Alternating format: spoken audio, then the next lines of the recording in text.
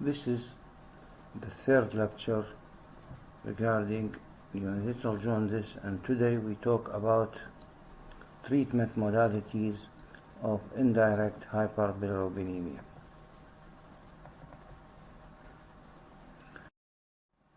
The objective of this lecture to know types of treatments of indirect jaundice, discover the procedure, explore indications, side effect of each, and be able to make decision about time and type and time of a treatment to be started. Treatment modality include phototherapy, exchange transfusion, and in some situations metalloporphyrin and IVIG as in isoimmune hemolytic anemia.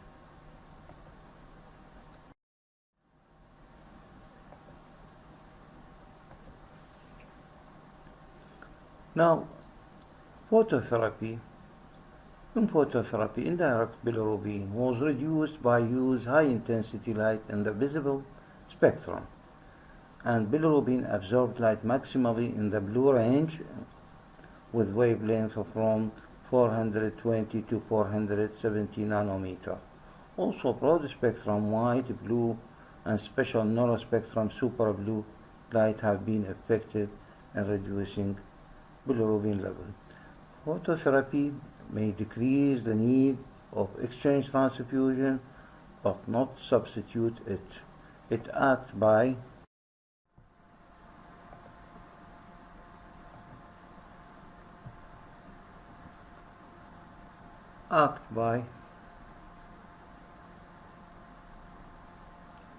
photoisomerization, which is conversion of toxic indirect bilirubin, which is unconjugated, to unconjugated isomer that can be excreted in the bile without need of conjugation, or it's acted by structural isomerization, which convert native bilirubin by irreversible reaction to lumulobin that is excreted in the urine and bile without conjugation. Phototherapy.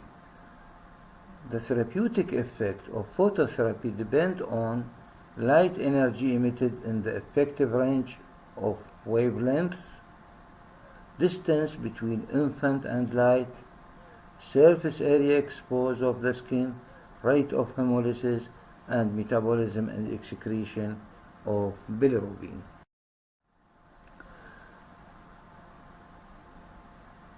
Conventional standard phototherapy is provided at a radiance of 10 microwatt per square centimeter per nanometer, with a distance from the infant about 45 cm. It is usually used for mild elevation of TSB that is not rapidly increased with no hemolysis. While intensive phototherapy, it is another advanced type of phototherapy which use a special blue light or blue-green spectrum that provide a radiance of 30 microwatt square centimeter per nanometer or more, which is usually placed 15 to 20 cm from the infant, with using of fiber optic phototherapy blanket that put under the patient for maximum skin exposure.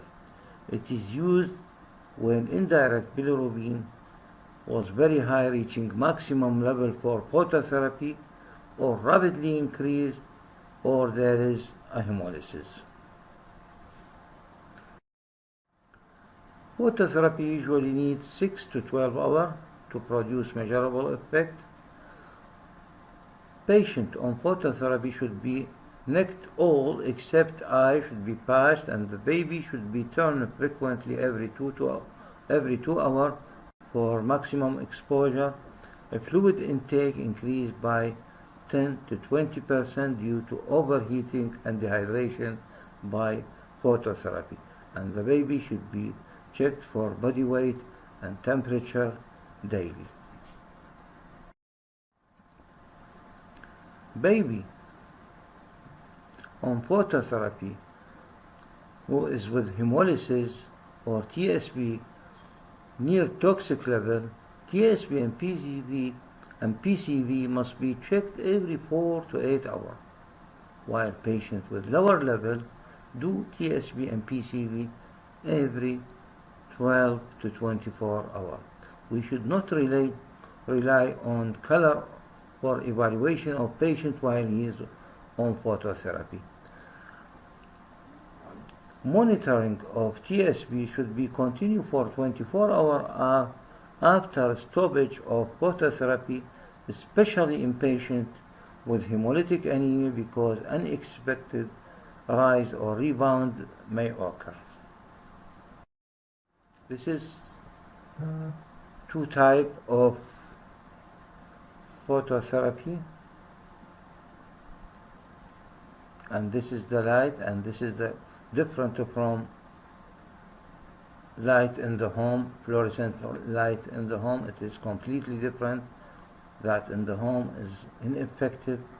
This is how special wavelength and irradiance. Now, what is the side effect of phototherapy? First of all, and the most important, is heating and dehydration, so we increase the fluid by 10 to 20% of maintenance during phototherapy treatment. Loose stool and diarrhea, erythematous rash, which may be macular, purpuric, chilling, eye injury by patching when we close the eye, and nasal closure from bandaging, which is very serious, may cause suffocation to the baby. So we have to close the to observe the patient closely. Bronze baby syndrome, in which there is dark grayish brown impatient ochre in patients with direct or cholestatic jaundice.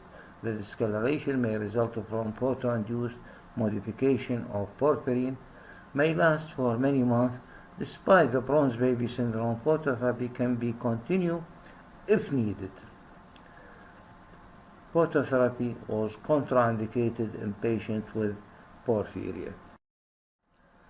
Now we talk to the most important modality of treatment that is very important for prevention the patient of developing kernicterus. By exchange transfusion, there is removal of bilirubin from plasma, removal of partially hemolyzed RBC, antibody-coated RBC, remove unattached antibody. These are replaced by donor RBC, who should be lacking the sensitizing antigen. In exchange transfusion, the donor blood should be fresh, less than 5 days old, irradiated whole blood. For RH incompatibility before delivery, I mean when we need it in intrauterine transfusion, we should prepare O negative blood that should be compatible with the mother. After delivery, when we need blood for exchange, the donor blood should be RH negative, whose cells are compatible with both the mother and infant. Usually use type O negative if the mother and baby ABO group was incompatible. But when the mother and infant has the same ABO, use RH negative and this ABO type, and should be cross-matched with the mother. So, for example, if the mother was A negative and the baby was A positive, we use A negative. But where it is different, the mother may be O negative and the baby was B positive, we use O negative. In cases of AB incompatibility and we have to do exchange transfusion, the donor blood use type O always, and RH negative or a group of blood and RH type of infant and should be used, and the cross match with the mother and infant.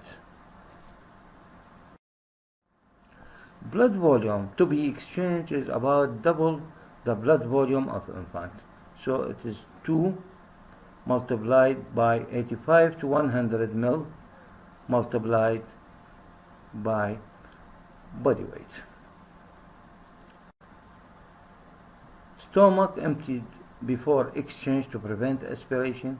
Calcium may be given during the procedure because patient may develop hypocalcemia because of anticoagulant in donor blood. Body temperature should be maintained and check vital sign. The procedure should be under strict aseptic technique, and umbilical vein is cannulated with catheter to distance not more than 7 cm in full term. Sometimes we use peripheral large vein when we cannot find the umbilical vein. Exchange transfusion carried out over 40 to 60 minutes, in which there is alternate aspiration and infusion of 20 ml each time, and sometimes 5 to 10 ml may be aspirate and infused in small baby or in sick baby with severe respiratory distress. After exchange transfusion, TSP decreased to half the pre-exchange level immediately, but it rebounded again to 40 or 50% within an hour. So we must do TSP at 4 to 8 hour interval after exchange transfusion. Some patients may need repeated exchange transfusion to prevent kernicterus, especially in cases of severe hemolysis due to RH incompatibility or in cases of irregular Najjar type 1. This is the umbilical cord, this is the artery, and this is the vein. And this is also another picture.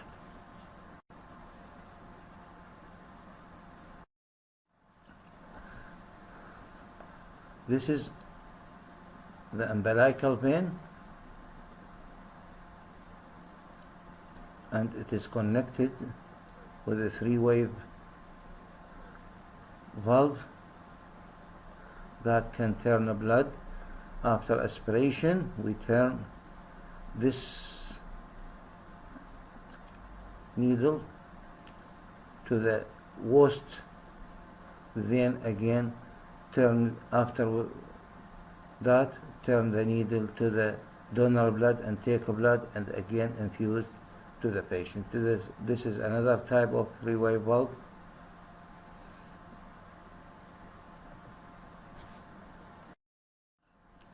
Now, what is the complication of exchange transfusion? There is an acute complication which include hypoglycemia, hypocalcemia, hypoxic acidosis, transient bradycardia with or without hypocalcemia, cyanosis, vasospasm, thrombosis. Sometime during the procedure, patient may develop apnea with a bradycardia. Necrotizing enterocolitis may occur, but in rare situation. Thrombocytopenia, volume overload, arrhythmia, and death in best center 0.3%. Late complication due to exchange transfusion may be infection by cytomegalovirus, hepatitis, HIV, and so on. Late hypogenerative anemia, which occur 4 to 6 weeks of age because of suppression of erythropoiesis by higher hemoglobin through intrauterine or exchange transfusion. Late anemia can be distinguished from hemolytic anemia by low or absence reticulocyte count and normal bilirubin level.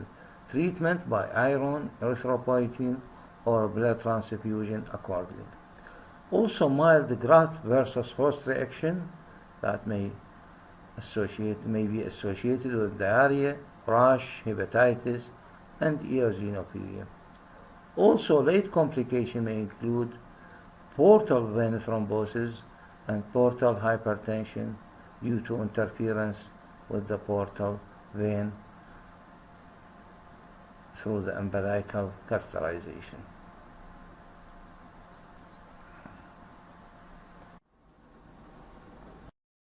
Now, what is the late complication due to hemolytic disease itself? It is either late hemolytic anemia, that persistence of hemolysis caused by circulating maternal alloantibody with high reticulocyte count, while regenerative with very low reticulocyte count. Insipid bile syndrome, rare cholestatic jaundice, in which there is significant elevation in both direct and indirect bilirubin level in infant with hemolytic disease. Causes any clear. Jaundice was clear spontaneously within a few weeks or months with conservative treatment. Other treatment modality use metalloporphyrin or 10-mesoporphyrin, reduce bilirubin by inhibition of heme oxygenase. If you remember, in the metabolism, heme oxygenase will convert heme to biliverdin. So by inhibition of this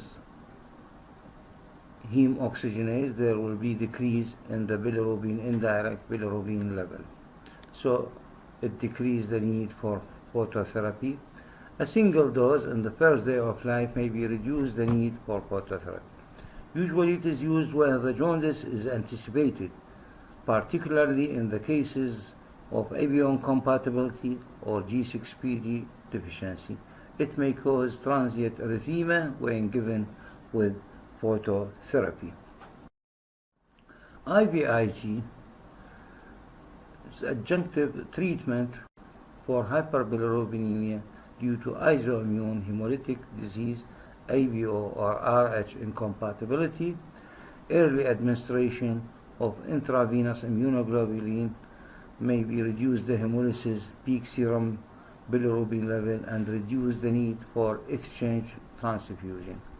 Also reduce the duration of phototherapy and the length of hospitalization.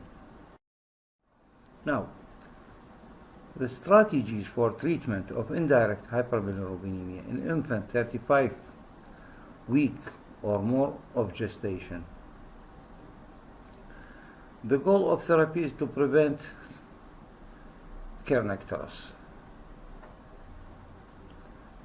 Because phototherapy may require 6 to 12 hours to have measurable effect, it must be started at bilirubin level below the dose for exchange transfusion. Medical causes, when identified, should be treated that may increase the risk of kernicterus at the lower bilirubin level, like septicemia, acidosis, hypoxia, hypoglycemia, and so on.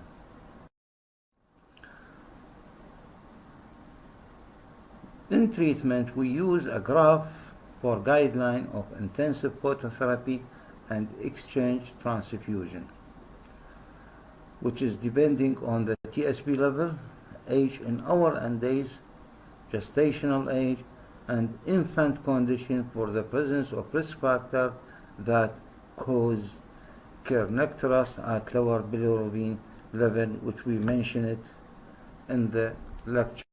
Kernicterus. These risk factors include isoimmune hemolytic anemia, G6PD deficiency, asphyxia, intraventricular hemorrhage, lethargy, temperature instability, sepsis, acidosis, hypoalbuminemia, hypoglycemia, and so on.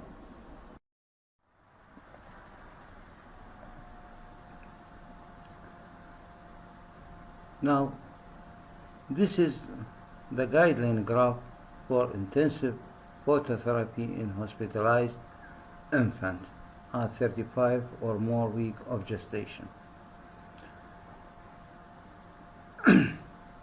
Now, if you see in this graph here the total serum bilirubin and here the age of the patient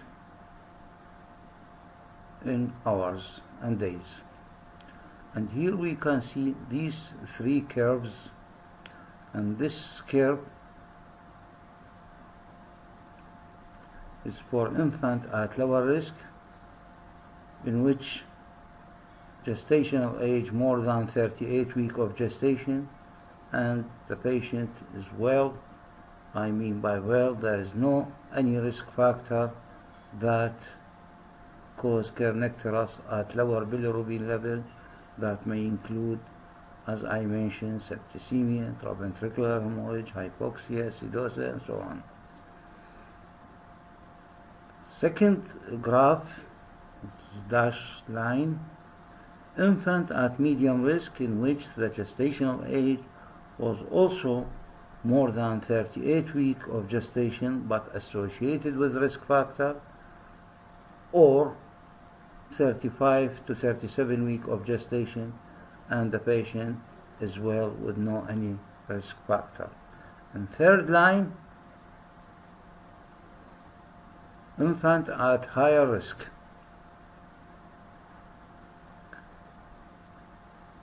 in which the gestational age is 35 to 37 weeks of gestation with a risk factor. So regarding the management, we choose the patient where we put her in the graph. We see the total serum bilirubin and the age of the patient with the gestational age of the patient and the general condition of the patient, if he is well or has an associated risk factor, and we put it in the graph. And these graphs is for the point for intensive phototherapy. These are intensive phototherapy level. If the TSP is not decreasing or increasing and moving to the level higher or of exchange transfusion, we must see exchange transfusion graph. Later I talk about it. And we may need exchange transfusion. And this may suggest hemolysis or sepsis. So if TSP not decreasing or increasing, so we go to the exchange transfusion graph, and this may suggest hemolysis or sepsis. Conventional phototherapy use at TSP level 2 to 3 milligram below these intensive phototherapy level. Now, this is the graph of exchange transfusion, and also here we can see the TSP level and the age of the patient, and there is a three group of the patient: infant at lower risk, infant at medium risk, infant at higher risk. So if the patient here, this is maybe an indication of phototherapy for this group. If the patient above this line, so need an exchange transfusion.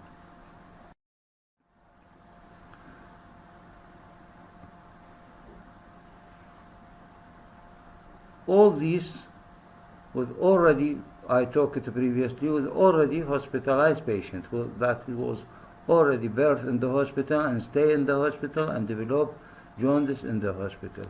For patient readmitted infant who admitted at the age of 5 days, 4 days, 7 days, or 2 days, he was coming from the home.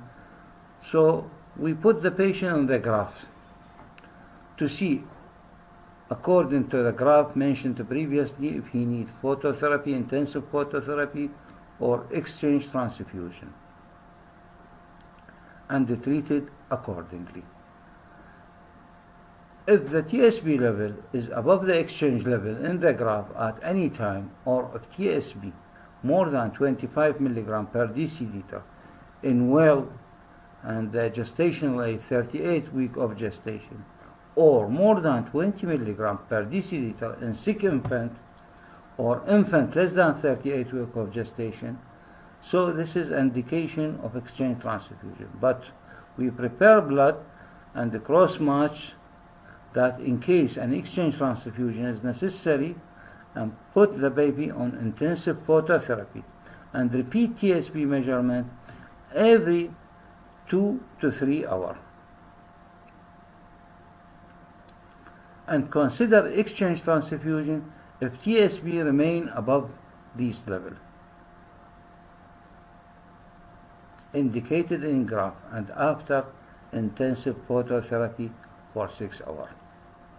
So we repeat it every 2 to 3 hours, and if decreasing, continue on intensive phototherapy. If not decreasing, we do exchange transfusion. While patient, I talk about it previously, who is already present in the hospital, when reaching exchange transfusion level, immediately start exchange transfusion. Now, for this patient, if TSB lower, repeat within 3 to 4 hours. If TSB become 20 to 25 milligram per deciliter, repeat within 3 to 4 hours. If TSB less than 20 milligram, repeat after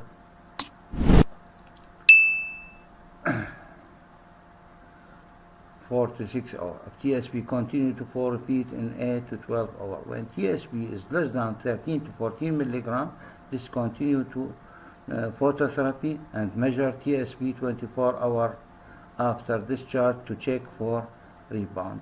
Bilirubin-albumin ratio can be used together in decision of treatment, but not in state of TSB level, as additional factor for determination the need for exchange.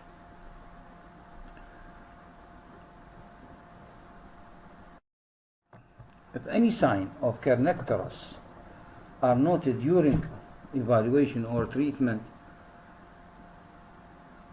as suggested anywhere in the figure or at any level of bilirubin, emergency exchange transfusion must be performed.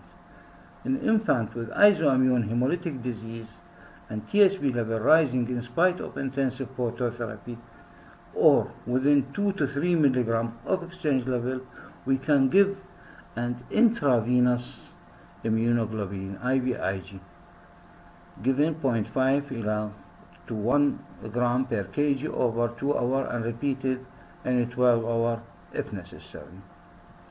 So this is the IVIG used in cases of isoimmune hemolytic anemia, I mean IBO and RH incompatibility.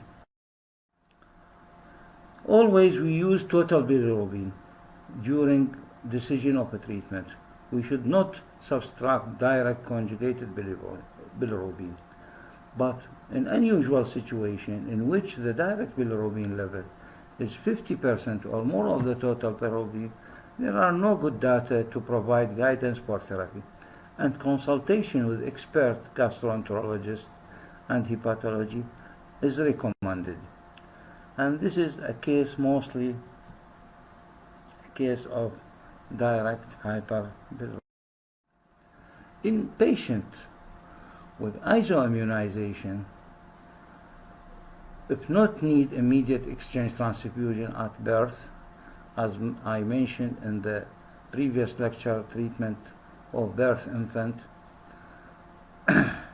with RH incompatibility, we should put him after birth immediately on phototherapy, if not need immediate transfusion. And the decision to do exchange transfusion should be based on the judgment that the infant has higher risk of rapid development of dangerous degree of anemia and hyperbilirubinemia. So if the patient does not need immediate exchange transfusion at birth, we should put him on immediately on phototherapy, and decision after that to do exchange transfusion based on the judgment that the infant has high risk of rapid development of anemia and hyperbilirubinemia. And this the presence of cord blood TSB more than 5 milligram per deciliter and hemoglobin less than 10 milligram suggest severe hemolysis, but inconsistently predict the need of exchange transfusion. Some physicians consider if it is associated with reticulocyte count more than 15% or has history of previous baby with kernicterus or erythroblastosis or rapidly increasing TSB or prematurity to be additional factors support the decision of exchange transfusion. An attempt to predict the attainment of dangerous high level of serum bilirubin depending on observing TSB more than 6 mg in the first 6 hours or more than 10 mg in the second 6 hours or TSB rising more than 0.5 to 1 mg per deciliter per hour can be used in the management and doing exchange transfusion, but it can be unreliable. Now, all we talk about it previously about the infant of 35 weeks of gestation or more. Now in premature infant, less than 35 weeks of gestation, we have treatment depending on birth weight and infant condition. I mean a presence of risk factor for development of kernicterus at lower bilirubin level. Here, if you see in this diagram, birth weight of the infant less than 1 kilo, 1000 gram to 1250 gram and more. And here the uncomplicated and complicated.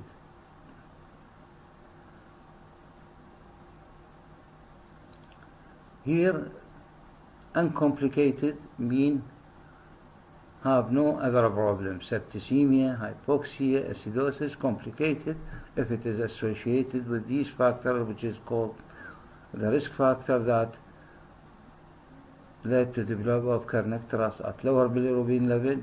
I mentioned it multiple times, is the septicemia, hypoxia, acidosis, and so on. So these patients with these risk factor and those patients without risk factor, and these are the level of exchange transfusion. Phototherapy usually started at 50 to 70% of this maximum level. So started at 50 to 70% of this level. If value exceeds this level of phototherapy is unsuccessful in reducing maximum bilirubin level or sign of kernicterus evident, exchange transfusion level. So these are the exchange level, and 50 to 70% of this level we start phototherapy. Risk factor, as I mentioned previously, asphyxia, acidosis, hypoxia, hypoalbuminemia, sepsis, meningitis, and so on.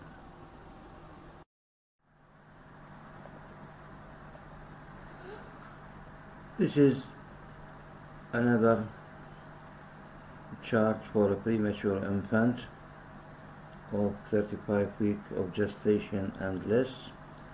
الأرقام اللي موجودة بهذا الجدول قبله for premature infant ومطلوبة للحفظ. In this new chart, we depend on gestational age and infant condition for presence of risk factor. I mentioned it previously multiple times, and you can see here the phototherapy level and here the exchange level.